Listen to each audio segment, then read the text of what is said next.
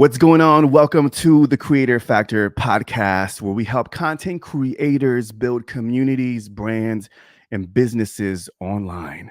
I am the host that loves you the most, Ozeal, and today we're going to learn how to monetize your message and create a lifestyle business as a content creator. And you're probably listening and watching this because you're passionate about your message and you want to build a platform, a lifestyle where you can build your own community and make a positive impact. And today's guest, my friends, he's a former high school teacher turned, I'm going to call him the Renaissance man, because my man he's a content creator. He's a speaker. He's an online business coach, and he's the author of several books. I'm a fan. I got proof. I got receipts, y'all. Bam. All right. I'm a fan. Your message matters. And he has an upcoming book called Launch Your Platform. Creator Factor fam, let's welcome to the show the man behind Your Message Matters, Johnathan Milligan in the house. What's going on, Johnathan? And I'm so excited to be here. We were just chatting before we hit record, and it's like we are on the same wavelength. It's just we're kindred spirits trying Twins, to do. That's right. Just trying to help people out and help them get their message out there. And that's so critical, so important. So glad to be here. Happy to have you on. As I mentioned, been a big fan. When I came across your work, I was like, ooh, this is my brother right here. He's my twin. We're on the same mission to help other creative professionals. And then of course I picked up the book, which again, guys, I can't recommend enough. Highly recommend this amazing book.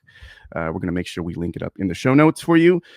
And because our viewers, our listeners, they're readers, Johnathan. They love this kind of content. So the messengers, brother, let's start there. You refer to the readers as the messengers. Let's dig right into that. Can you share with us the definition of what is a messenger?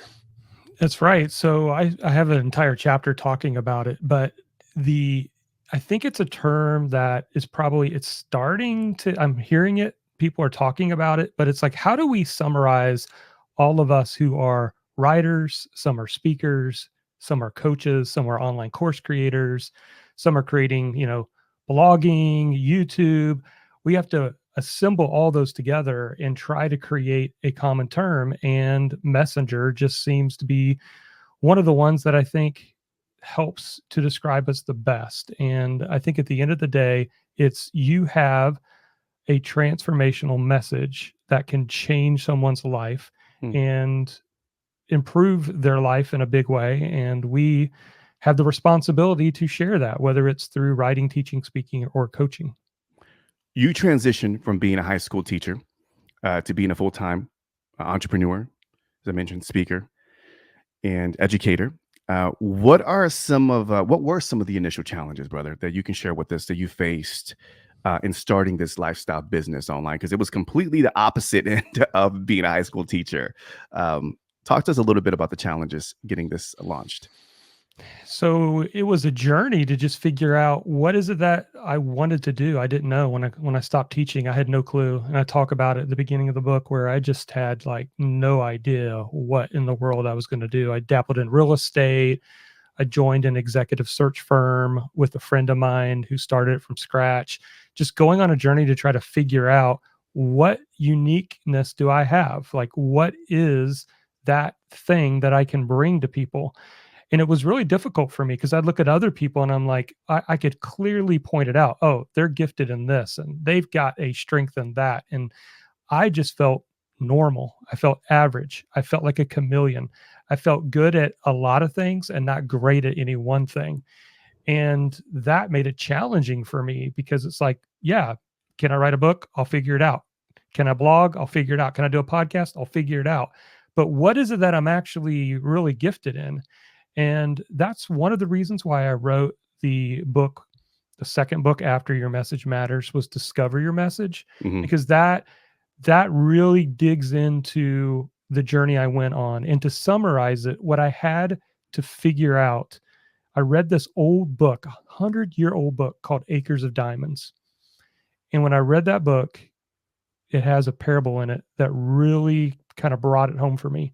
I realized I was trying to find my purpose out there somewhere. It was in a title, it was in something. And what I realized was it was what's changeless about me. And if I took some time to figure out how I show up best for others, that's something that will never change. And I could align any job, duty, task, career, business with that thing. And that would be the value I bring into the marketplace. And when I discovered that my purpose was underneath my nose all along, that's when I was like, okay, I can get behind this. And I think that's what I want more people to figure out. Why creative professionals? Why are you so passionate about helping the creatives? A couple years ago, I did an exercise. It's a common exercise. I think it was like an exercise is originally like in some Harvard research paper, but it was about asking 5 level deeps of why to really get to the heart of why you want to do something. And a few years ago, I did that exercise with the people I was trying to reach, creative professionals. And I kept asking why, but why, until I got about 5 levels deep. And really, it was I want to influence the influencer. I want to Mm. influence the people who go on to influence hundreds of thousands, if not millions of people, that I had a part in that. And that feels like you're leaving a legacy. A recent mentor of mine who was very instrumental in my journey, Dan Miller, author of 48 Days to the Work You Love, just recently passed away suddenly. And, he knew he had terminal cancer, and he came on and he said, don't worry about me. Like, my legacy is in each and every one of you that I've poured into for the last 30 years. And just to see the people who I had no idea that he had influenced them that are rock stars today, to think that that's what he did with his life was to leave that kind of legacy. That's like, man, that's what I want to do. And isn't it powerful to think that, or to know that what we're creating as creative leaders, creators, period, that we're building a body of work that will always be forever green. It's Yes. an amazing that when even I think about podcasting, Jonathan, how you were imagine if like Bruce Lee had created a podcast, or some of these amazing leaders in the past have created and documented what they were going through. And it would have been amazing to be able to listen to what they were actually going through. And now we have the ability to be able to create podcasts, to create blogs, to be able to create content, period, that is documenting the journey, that is Mm, doing a service to the community, and that forever will be there after we're gone, after our kids and grandkids. It will forever be there as an imprint that we share to the world. I think it's one of the most generous things any human being can do. That's the reason why I'm fascinated as a creative, but as a creator, to be able to produce content like this, Jonathan. Like, we're documenting where this is going to be timeless. We can always go back and be like, that's absolutely. where we're at. Isn't it amazing for a beautiful time for Oh creators to yeah, be able to think about it on a deeper level, man? absolutely. And this became aware to me about, I think it was about 6 years ago. I was invited up. Michael Hyatt was doing a shooting, a video shoot for his membership. Yeah. And he was interviewing somebody, and that person he interviewed said something. And I'm just watching behind the scenes. And he said, we're the first generation in human history to leave a digital legacy. And Mm, that stuck with me. All the podcasts we record, the videos we're doing, the documenting like you're talking about, all of this is creating that body of work that leaves that digital legacy. And another inspiration for me was Zig Ziglar. I still listen yeah. to his old podcast, even though he's not been around for a while now. And it's like we can do that, and that's an amazing responsibility, but amazing opportunity as well. Yeah, Zig. I was listening to Jim Rohn, like his old Yep. content, and it's just Yep. like the classics that's timeless. That even if you listen, those principles apply to what we're currently, doing these days. Absolutely. Timeless. So in the book, and I'm going to go, and I know you've written several books, and this Yeah. is the book that I feel that resonated with me, and I feel like a lot of our creators. I'm speaking to our early stage creators who are trying to define their message and in the book you talk about, which I love. I love the exercise, and I'm going to share this with you in a bit as far as what I discovered here. Yeah. This insightful exercise on how to discover your primary influencer voice. Could Hmm. you walk us through, the different voices and how we as content creators can use this to define our message and ultimately our platform? Yeah. So this came out from an event that I did. It was just only a 15-person event. And a friend of mine partnered with me to do this event. It was a weekend event. People, I think, had paid around 5 grand to be there for the weekend. He was more of a speaker. So he traveled, did all the speaking. I was more the online guy doing courses, membership sites, things like that. And so we partnered together and we were just going around the room trying to be helpful to people, doing two days of brainstorming. And it was funny because when I was walking around and I was getting to know the people in the room, they were all those messengers we talk about, and they're all different variety. Some were Mhm. speakers, some were authors, some were, and I would talk to them and they were like, "Oh, I hate blogging. Like I could never do blogging. Blogging, no, there's just no way. I love to speak." And I would talk to somebody else and like, "Oh, I love coaching and getting in that one-on-one conversation and really Mhm. creating that life transformation." And somebody else is like, "Oh, I can't stay in that. I can't do that." And it's just like walked away going, "We're a hot mess of just a jumbled this and that." And then I was like, "There's got to be, I don't know." I just had this thought, like, why isn't there a test that can help at least bring to the surface if we're more of a writer, teacher, speaker, and coach. And so that was the beginning of creating that assessment. And then I would put couple hundred people through it. And then over the time, I would tweak it, change it. I would do it at my live events, get real feedback, and kept tweaking it until it actually, we put the entire assessment in the book because we want people to take it. And it's been encouraging and transformational for people that I've coached because it's not so much saying that if you come out high on speaker that you're a competent speaker, and it doesn't mean that if Mm. writer comes out the lowest that you'll never write a best-selling book. It's more about uncovering your core motivations than it is competency, because the truth is you could become competent in all four. I know Mhm. I've been doing this now for 14 years full time, and I can say that while I've still got room to grow, I have developed at least a level of competency to do all four if need be. And so anyone can develop the skills for that. But the best place to lean into, especially when you're just getting started, is to lean into your fastest path to impact, which often is whatever your core motivation is. And that's what the assessment really helps to identify. I find it to be super helpful. When I took it, as a matter of fact, I'm curious to go back because it's been a while since I've read this book. I'm going to go back and reread it because I mean, there's some gems there. Talk about timeless. I feel like this is you can apply this to 2024, and I was reading it, and my primary influencer voice surprised me, Jonathan. It was actually writer. Now, Mm, that's probably like my. I mean, I like to write. I used to be a singer songwriter in a band. So that makes sense. But I was surprised. I was more of a speaker because I love this medium of podcasting. I love coaching is essentially what I do. So thank you for clarifying that because I was like, wait a minute, I don't know if I'm that much of a great of a writer or a strong writer, or I actually enjoy writing because I feel like I'm more of a speaker. I like to dictate mhm. my thoughts because my mind is racing pretty fast. So what you're saying, just to clarify, is that it does it uncovering the fact that I still like writing, like it's still kind of part of my personality, or is that what Yeah. I'm hearing right? Okay, okay, Yeah, it's uncovering like makes sense. based on your answering of those questions, you like the creative process probably in that context. Okay, Doesn't mean that you can't do the coaching thing, you can't be on your feet, you can't speak, none of those things. But like I'll give you an example. I do love putting out books, but I'm a teacher first. And mm, so you'll find my books to be very practical and formulaic. And yeah, I'm very intentional. I appreciate you saying about the book feeling timeless because I was very intentional about that.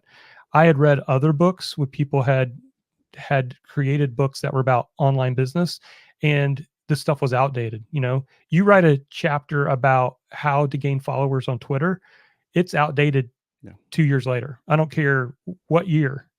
And so I was very intentional about that. And so to go back to that, like, even though I love to write and I do love speaking when I get a chance and I do coach, the lens, the motivation for me before I approach a book is to think about it from a teacher standpoint. How can I break this down and make it really practical? And then I still enjoy the writing process. So that's it. What I hear is if you had that in your past, you love the writing creative process of the songwriting and that sort of thing, that motivation's still there. Like, to have a day free for you to be able to like fully give into your creative process without anything on the schedule on the calendar would probably feel very rewarding for you, I would guess. It's interesting you say that because last week, actually a couple weeks ago, I was writing. I don't know what. I got into like blogging mode or just writing an article. So I wrote an article, and it was, you would appreciate this. It was titled "Your Message Over Metrics." Like, I believe that as content creators, I believe in forget the metrics, not to negate the importance of it, yes, but give me a year of solid message delivery. Become that Yes. messenger where you're just delivering the message. So message over metrics. And I kind of got into it, and I was in this flow state. And what's crazy about that, Jonathan, is that, again, I'm not a writer. I don't necessarily want to say that I like enjoy writing, but I got into this flow, and it got picked up by Pod News, and people were, it was resonating with people. And then that became the flywheel. It became a video and short form content. And I was like, wait a Mhm. minute, maybe I need to stop resisting the writer in me that this book showed me, and just embrace it, because it is very therapeutic. And for some reason, when I do write, it does open up new ways of creating content and sharing the work out there. So Yeah, that's a great example. And that hmm, doesn't mean that's the only way that you can approach your work. yeah. It just means there's definitely something there that is a motivation for you. So that's a great example. One of the things that when I was reading your book and just seeing you operate in your Facebook group, which is an amazing Facebook community, by the way. Shout out to everybody in the community. I'm going to make sure that we link that up as well. And I just noticed the way you teach. It's very simple. It's very practical. And then I discovered that you're a high school teacher. I'm like, that's where he gets it from. So would you say that was the influence, being in many years in the high school Yeah. as a teacher, that kind of influenced the way you approach online education? It's probably what drew me to teaching in the first place, but it Mhm. wasn't the right context for me. Got it. And I love the students. I had a great relationship with the students. It was the confinement of the bell and the schedule and always being on in front of the classroom, not having any personal free time, that desire to me to have a freedom business was the opposite of being in a classroom. So, but I do think that goes back to me going on that journey to discover what it is that, because like I told you earlier, I didn't know what I was gifted in. And it Yeah. wasn't until I was a part of a private mastermind and we were meeting every 90 days in person. So I flew to Dallas. We're in a hotel room for 2 days with peers. And before we left, the guy who was running the mastermind said, "Hey, we're going to go around the room, and each person we're going to put them in a hot seat." And we have already had worked together for a year or two. And he said, "We're going to say what we think is their strength, their gifting." And so everybody was going around the room, taking turns. It was awesome. This person, "Oh, you're charismatic," and "Oh, you're this," and I was like, "Man, I can't wait till I get to sit in my seat and let it be my turn." So I sat in the seat, and I could see the room look around. They were thinking for a second, and I'm like, "Okay, this is awkward silence." And then someone goes, "I got it. You're Mr. Practical." And everybody's like, "Yeah, yeah, that's you. You're Mr. Practical." And I remember like feeling discouraged by that. I was down. I was like, "Mr. Mm. Practical? I mean, practical equals boring." And I just resisted that for a couple of weeks because it was just a letdown for me. And then I started looking at my work and I started looking at what people had told me, customers, clients, what they appreciated about me was that I took this big confusing thing Yeah. and broke it down to just simple next steps, and that Yep. they really appreciated that. And I said, well, if that's my thing, I just got to lean into it. And yeah, it's been great ever since. So the thing that someone may say is your strength and you resist it a little bit, once you let it settle, it may end up being gold for you. So that's the lesson here. Mr. Practical. I feel like that could be a T-shirt. Why not brand it, bro? What's up? Call me Mr. Practical. You know, with the guy from Shark Tank, Mr. Wonderful, and Mr. Yeah, Practical, Johnathan Milligan in the house. There you go. I I love like it. it. Yeah, one of the biggest challenges, Johnathan, that I see a lot of our people, our creators, is bridging the gap between business and creativity, right? And many of us are creative solopreneurs who are building a lifestyle business centered around our message, but we often overcomplicate things. Hmm. And in a day and age where we're being bombarded with so many social media platforms and so many opportunities for us as creative solopreneurs to make money, it's super complex out there, brother. So from me to you, man, I'm pretty sure I speak on behalf of all the creators out there that we need more simplicity. We need more practicality. I think the challenge is when it comes to the business side. Any advice, man, for creators who are overcomplicating the business side of building a brand as a creative messenger? Like, where do we start, man? Because I feel like that's just, we're not taught business and finances, a lot of us. But the business side Yes. could be very overwhelming. Absolutely. And so I see this a lot, especially in the coaching space where, Yeah. people come to me and I have counselors, therapists, and coaches who went through certification. And they're like, man, I got certified on how to be a great coach, but I have no idea how to do the marketing and business side. How to That's get the thing clients. that, Yeah. yeah, I don't know, besides just like self promoting myself, I don't know. And that for me is something that, and I'm going to give you a real practical answer. So Mhm. it's going to be pretty obvious, but maybe it'll be really helpful. Whenever I'm coaching somebody in one of my programs and they just come to me and they're feeling overwhelmed and they're like, well, I'm doing a little bit of this and I'm blogging or I'm podcasting, I'm doing this, but I just feel like I'm all over the place. Then I come back to three things. There's really three levers that we need to be pulling in our business on a regular basis. Number one is awareness. So, what are you doing for people to find out about you? And it's easy to let that to not give that attention because we're too busy tweaking our website, working on a lead magnet, doing this little bit of changing changing the fonts, the colors, and we're not doing the work that we need to do the awareness. Now, awareness can be blogging, podcasting, Mm. a YouTube channel. Obviously, it could be Facebook ads. It can be social media. So there needs to be some way that you're creating free, valuable content to attract people to you.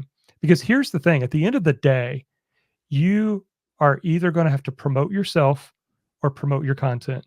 And I much rather promote my content.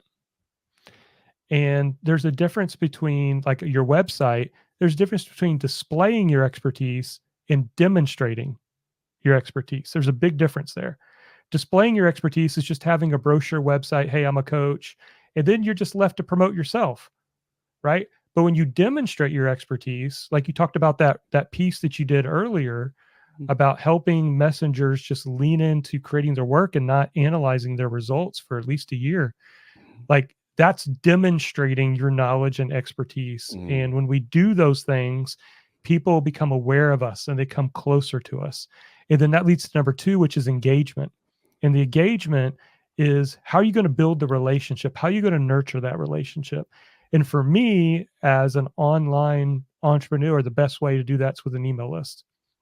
So if people are on my email list, I'm able to build that relationship with my books, courses, products, coaching. And that's the third piece, which is conversion. Do you have anything to sell? And there's been several times where I've run into this where I'll be coaching somebody, and you've probably seen this too as well, where someone will say, I'm not making any money in my business. And then my response is, okay, if I go to your website right now, can I buy something? Is there something that I can Mm. purchase? I don't care if it's a book, inquiring about your coaching. if that's a course for sale, or even a lead magnet that leads to a course, is there a way for me to buy something? If there's not, you're not open for business yet. You're trying to get ready, you're dabbling, but you don't really. And so to say, I'm not making any money and I have no way to give you money, it seems so obvious, but so many people miss it. And I think you got to have those three things going. Focus all your attention into awareness, engagement, conversion. See, see what I'm talking about, my friends? Yeah, it's just practical, simple framework that just it sticks with you. Because now you got me thinking about how I went off track in my coaching business because I was like, you know, cold reach and outreach and cold emailing, cold calls, and I was like, what am I doing? What am I doing? Because you're right. It's so, especially as creators, like this is like our superpower. And I had to like check myself. I'm getting full transparency. I was like, wait a minute, Ozeal, like do what you do best, create content that's value marketing. I heard that term recently. I loved it. Value marketing, and create the value, share it with your people. And then I noticed, like, lo and behold, like you start attracting clients. Like, imagine that. So I'm glad that I'm glad you broke it down, because I feel like, Johnathan, a lot of creators get away from that. And I think that comes from like being desperate and like, I need to get a sale. I need to get a sale. But lean into the content. And I love the way you broke it down, because I think it's so important. I think a lot of creators miss that opportunity to build that awareness for that first step in order to Yeah. get And, somebody to come and in. you know, I think it's why we're having this conversation right here. I think Mm, you may have engaged with a post that I took the time to create and put it on social media. mm, And then I think you said, hey, you want to jump on my podcast and have a conversation about this? that's right. And I think Yeah, that's how we got connected. So that's right. That's that right. that just shows you, when you start putting yourself out there and you're thinking There it about is. creating that awareness and sharing that value, it's going to attract you to opportunities, just like we're having this conversation right now. That's so true. Let's I'm really big on productivity, Johnathan. And another thing that a lot of creators who are watching and listening to this, focusing on the right things. And you alluded to that earlier, right? Just doing all the busy work, tweaking and the website, and not really creating something that's going to be an offer to your audience. What are some of the kind of key habits? And I know this is personal, but Mhm. do you have any key habits or routines that have contributed to your online success that you feel like are universal, that a lot of creators need to be mindful of in building this online lifestyle business? Yes, I love talking about this topic. I'm passionate about this too. So, you Mm, know, I will say it is a personal journey. Everybody approaches productivity different according to your personality, which I don't know if there's a book out there yet, but there definitely should be one where you take a personality test to figure out the type of productivity or time management aligns with you. Because I think there's something to be said about that. Because for me, I couldn't do like the David Allen thing, getting things done. It was too detailed for me. I yeah. don't have an engineer mind, but I need a creative freedom, and I call it, like, I need a sandbox that I can be creative in, but still provides a little bit of guardrails for me. And Yeah. so what I try to do is something I learned years ago, which, and this is only for those of you who are able to like dedicate to do this full time, is to do creative work first. So I do creative work in the morning, and then I do reactive work second. So I push everything I can to the afternoons, whether that's podcast interviews or coaching calls, that, you know, meetings, anything on Zoom, admin work. I push that to the afternoons. And I literally have no appointments in the morning to just fully give to my creative work, whether that's writing emails, creating course videos, writing my next book.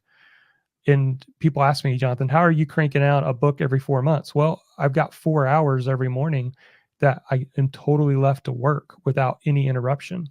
Are you And that writing, stacks Johnathan, up. real quick? Are you writing for 4 hours straight? Is that like the Um, block for writing? I will go maybe 45 minutes, take a break, come back and do another 45. If I can get 3 in, Three that's solid hours of writing. that's Okay. amazing. But sometimes I'm recording my podcasts in the morning. Sometimes I'm recording YouTube videos in the morning. So it's any creative work, Okay. because I don't want that to be pushed to the sidelines. But when I first started, I didn't have that, right? Because I was doing had my daily job going. And so what I did, because I got really frustrated because I had a young family at the time, I couldn't figure out when to make time to work on this business. Yeah. And so what I ended up doing was 5 to 7 a.m. every morning, Monday through Friday. And what I decided was, first of all, I was not going to procrastinate. I was not going to be like on Facebook, on social media at 5 a.m. If I woke up at 5 a.m., it creates that accountability of like you woke up to work. And I literally put on a sticky note and put it on my computer, work for yourself first. Mm. Before I gave myself to my day job, I was going to wake up and I was going to give myself those 2 hours and try my best to get something done. And it's amazing what you can get done in those Yeah. 10 hours, Monday through Friday, if you give yourself that space. And so I just want that to be encouragement to somebody who just feels like I have no space. When I had young kids, they were in little league, church activities, stuff going on all the time. And it was just like 5 to 7 a.m. Nobody was calling me. All my family was still asleep. That was the time for me to roll up my sleeves and do what I'm passionate about. One of the things that I admire about you, Jonathan, is that you value family, and you value your creative work and the work you do for other creatives out there. And I feel like you put lifestyle first and you build the business around that. And I think that's resonated with me because, and especially our audience who are, creators, creative solopreneurs we don't want a massive agency. We're not trying to be, the next, Mr. Beast or the entertaining style of of creators. We're creators. We're messengers. We're ones that love to teach. We love creating content. We're building thought leadership in a specific industry. I mean, those are our people, and I love the fact that we have the access and ability to be able to create that lifestyle that we desire. Um, and sometimes that transition, you mentioned that earlier, man. Sometimes that transition from, and I get this a lot from clients, is like, I want to be a full-time podcaster. I want to be a full-time content creator. What does that look like? And especially when I have a full-time job and I have a family and have obligations. But I'm glad that you mentioned that earlier about just finding the gaps, finding, the 5 to 7, finding that space where you can kind of say no to Netflix and do Yeah. the work. Any other advice, man, for creators who are looking to kind of make that transition from a 9 to 5 job that really kind of helped you out in kind of transition into becoming a full-time online entrepreneur? Yeah, I think a couple of things. One is you have to treat this differently than I think it takes a lot of people by surprise when you start working for yourself Yeah. because it's hard. Mm. It's much easier when you had a day job and you had a supervisor, somebody expecting something on their table. You had the instant accountability. But when Right. you're just doing it yourself, you have to come from a different place. And you got that. That would be kind of tip number one is you've got to come up with the motivation. And, when I have clients tell me, I just need to be held accountable, I lovingly say, doesn't it seem crazy that you say you need accountability for something you want to do and that you're really passionate about? So, what is it exactly? And we have that conversation of what's the deeper need here. We say accountability, but is it feedback? Is it support? Is it really encouragement? So, there's a whole conversation there that if you are having that conversation of, I just need to be held accountable to do something I want to do, maybe there's go a level deep, follow the smoke back to the fire. What is it that you actually need? Do you just need support, encouragement, feedback? What is it? Community? Um, that's really important to like dig a little deeper on that. And then the last thing is we don't suffer from a lack of options. We suffer from too many. Mm. And the biggest challenge to us creators is broken focus. And it's so easy. I mean, that's our number one enemy, broken focus. I was about to say, And Jonathan, I'm sorry to interrupt. yeah, And I'm just, yeah, what you said earlier about the accountability, you were saying, what is it?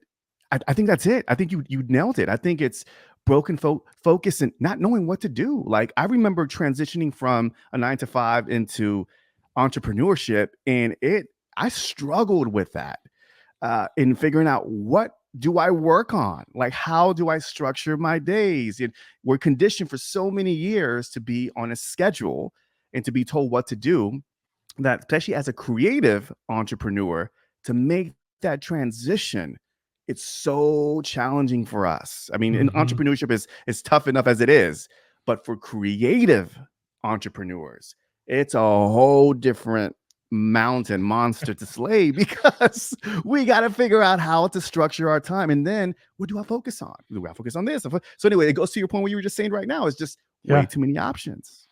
Lean Yeah. on that, man. Yeah. So one of the things we have in our coaching group is we have this saying called DTN, and it's just simply an acronym that says do this next. Mm. And sometimes that's the conversation is what's your DTN?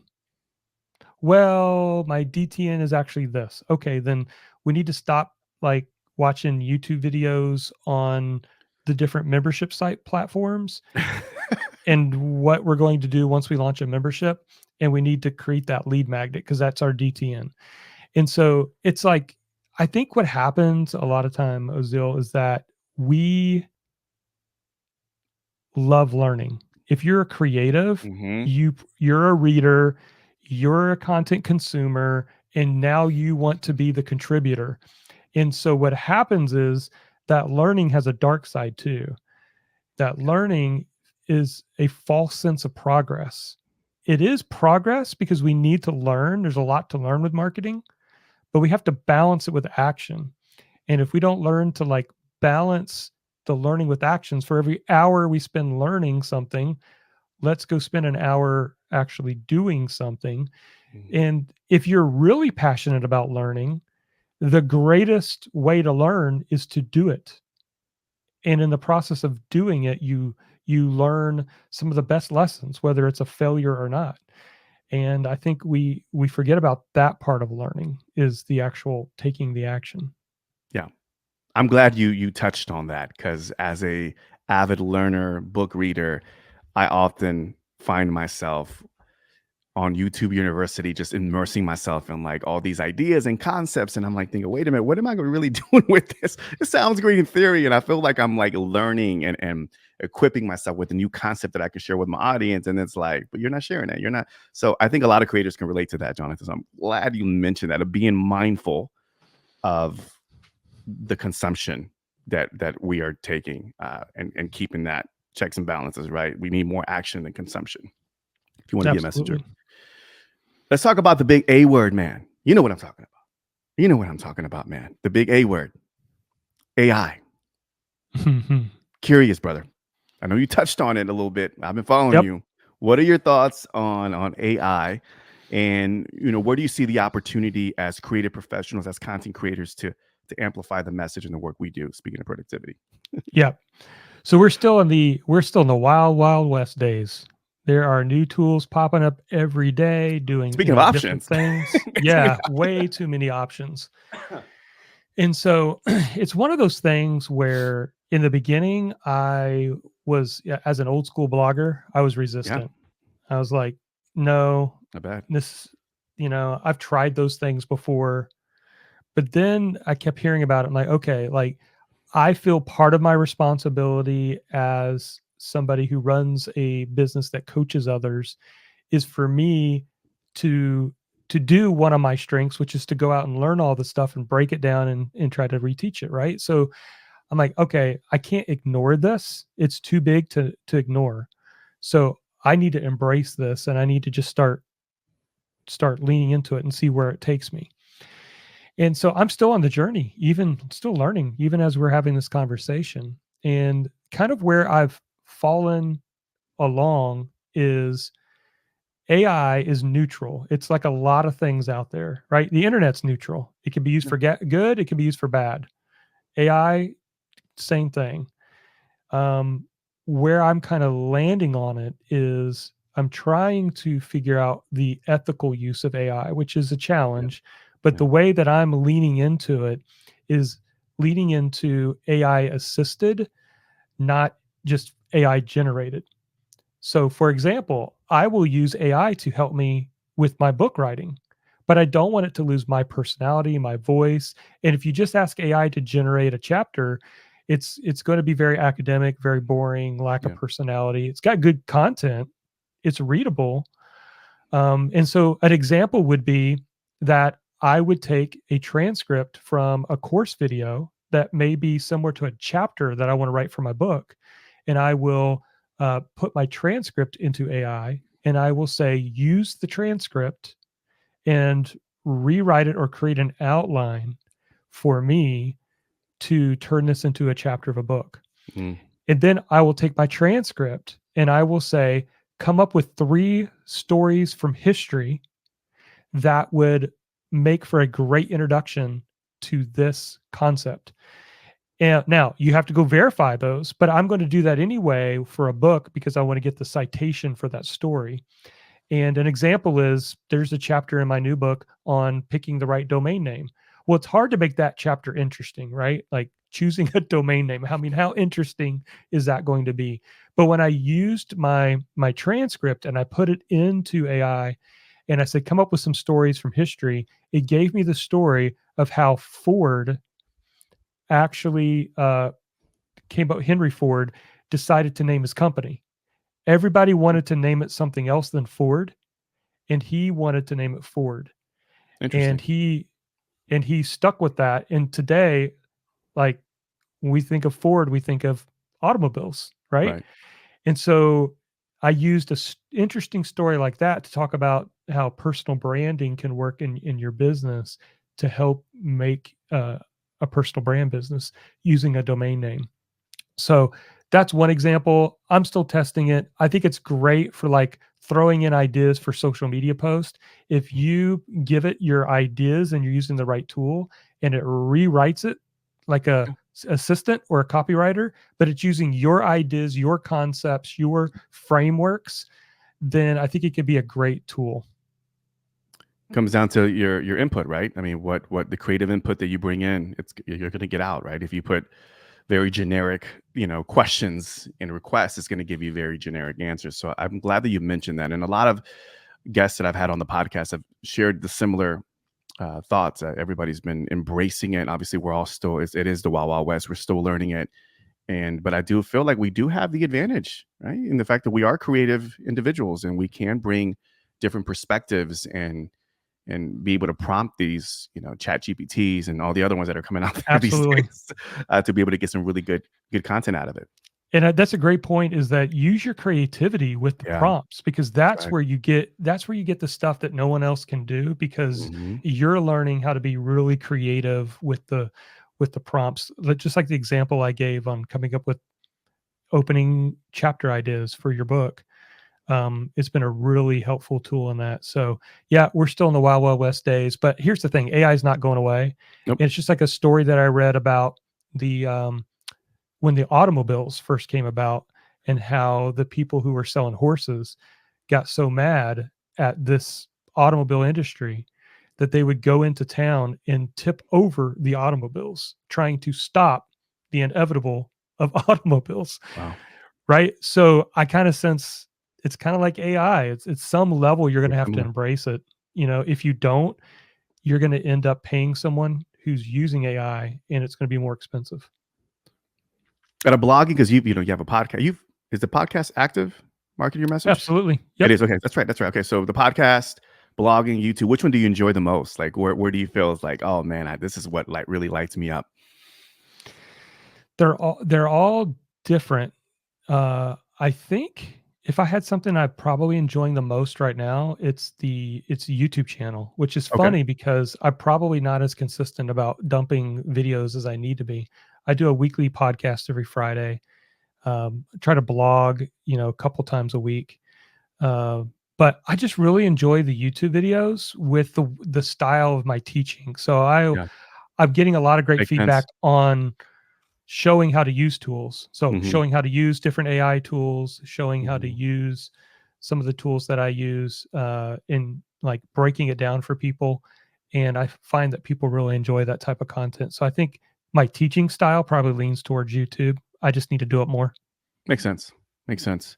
Yeah, we'll make sure we link that up, the podcast and the YouTube channel, and of course, the blog. You have a lot of great content out there, man. Um, you talk a lot about we you shared a lot of the strengths, and obviously it's very apparent that you're practical. You're Mr. Practical. You have a lot of great content frameworks that are easy to understand. A lot of strengths, man, that you do with the content creation. You're doing it. You build a lifestyle business. Let's flip that though. What are you currently struggling with right Mhm. now? So this has been, I would say, the last couple of years, a revelation for me Mm, is, and I was trying a couple years ago when you were talking about this earlier, it really resonated with me. A couple years ago, I was, and I believe in getting coached. So I was constantly buying into programs and having people coach me. And one of the people that was coaching me was telling me, listen, your program, because I have a top tier program, I have 3 different membership sites. The top one has more personal coaching in it. And they said, listen, that top tier, that high ticket program that you have, you can't do this much more without just needing help. So I'm going to recommend that you hire a director of coaching. You need to hire 3 or 4 coaches who is handling these coaching calls and get you out of that. And so I leaned into that. I actually had up to 15 people, not all full time, but I had 15 people that were working with me in my business. And my income grew. wow. Our revenue grew. But here's the problem. Our expenses grew just at the same rate. In fact, my wife and I were looking and thinking like, we're not taking any more out of the business, but the business has made more. We have more expenses. I feel more pressure. And so to come around to your answer, I was also not happy because what I was doing was I was spending a lot of my time instead of coaching people and writing books. I was I was meeting. It was meeting. It was Mondays, meeting with my online business manager, answering her questions. Then I would go to a meeting. I had 2 salespeople who were selling the high ticket and trying to get them, find out what they're working on, how to help them. Then I was going to my coaches, trying to help them with things that they were dealing with. So the long story is I took a test. We're all about assessments and tests today, called The Working Genius by Pat Lencioni. I don't know Hmm. if you've heard of that one, but it's called Never. Six Working Geniuses. Okay. And what it does is it takes the top 2, which are your strengths, the middle 2 are your competencies. You can do them, but you don't get energy out of them. And then your bottom 2, they just drain you. And the bottom one for me was galvanizing. And the idea behind galvanizing is some people have as a strength the ability to push people to get work done Hmm. when maybe they're not motivated to do it. And you're constantly pushing people to get stuff done. Think like you're managing a sales team, right? You're kind of pushing. Yeah. And that was the lowest for me. And I'm like, I have like taken a business that I loved and somehow put myself in a place where I don't love it as much. And it was really hard. It was really hard. But I had to go through the process of sometimes you have to break things to make them better. Yeah. So I had to break that down. I kept the program, but I let the coaches go. I simplified my business down, and it's just my wife and I running the business. And I'm back to my creative self, and I am loving life. There's a lot less pressure. There's, and here's the crazy thing: the CPA I literally just read the email like right before we jumped on. She said, even though your income went down from the last year, the money you kept is like triple what you did the year before. So think like revenue goes down a little bit, income that is kept in the business, the retained earnings has tripled in the business. I'm happier. I'm financially more successful. And so here's the lesson. The lesson is this: it's not about what you make, it's about what you keep. And you got to build a business that aligns with you. And so when you started, asking me about things I'm struggling with or challenges, that was what I was trying to do, is build a business based on what somebody else had probably built their business, and what I needed to do was build a business that I wanted to build. And so stay true to that thing that's your thing, and don't try to do it another way. I think that's a really important lesson in this whole thing. So that may have been a little bit more than what you were looking for, but there you go. That's beautiful. Thank you for sharing that, man. That was beautiful. As we land the plane, Jonathan, if there's for our content creators out there, and I always ask all of our guests this last question, if there's one creator factor that every creator should learn or master, what would that be? Man, that's a great question.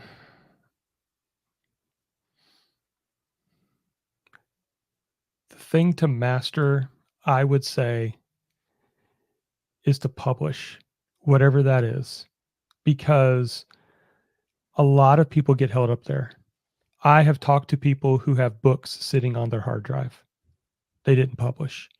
I talked to a person who recorded over 24 episodes of a podcast that had not launched it yet. I mean, I have talked to messengers who have put some creative work in and they never hit publish. And the thing that you have to do is start before you're ready. I mean, you probably know this with your podcast. It's true for mine. I go back, listen to my first couple podcasts. They were terrible. I mean, it was not good. And the truth is, I need to be better than my first podcast, because if I'm not, then I'm not improving.